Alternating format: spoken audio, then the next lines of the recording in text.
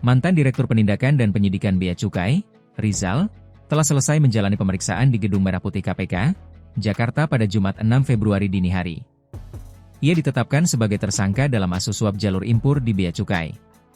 Pantauan di lokasi, tampak Rizal dan sejumlah tersangka lain terlihat turun dari lantai 2 gedung tersebut dengan mengenakan rompi tahanan.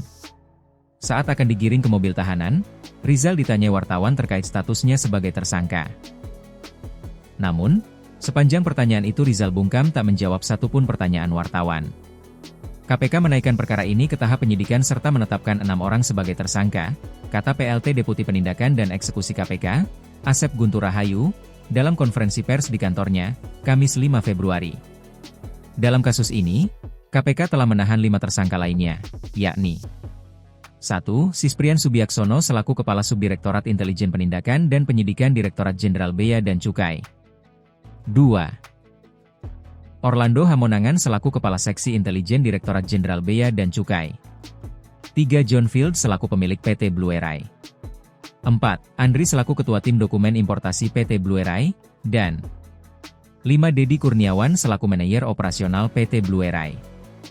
5 tersangka, kecuali John Field, langsung ditahan oleh KPK. Asep menyebut John Field melarikan diri saat operasi tangkap tangan, OTT. KPK meminta yang bersangkutan untuk kooperatif. Kasus impor barang. Kasus ini terjadi pada Oktober 2025. Saat itu, ada pemufakatan jahat antara Orlando, Sisprian dan 3 pihak swasta yang jadi tersangka. Pemufakatan itu untuk mengatur perencanaan jalur importasi barang yang akan masuk ke Indonesia.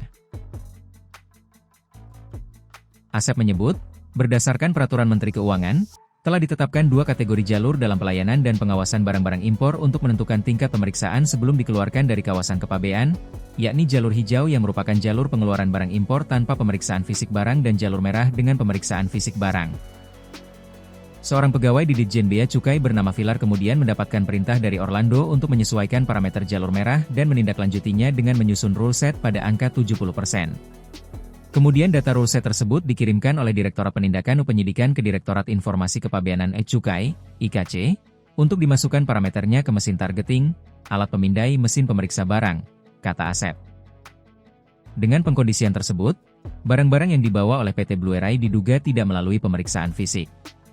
Sehingga barang-barang yang diduga palsu, KW, dan ilegal bisa masuk ke Indonesia tanpa pengecekan oleh petugas Bea Cukai.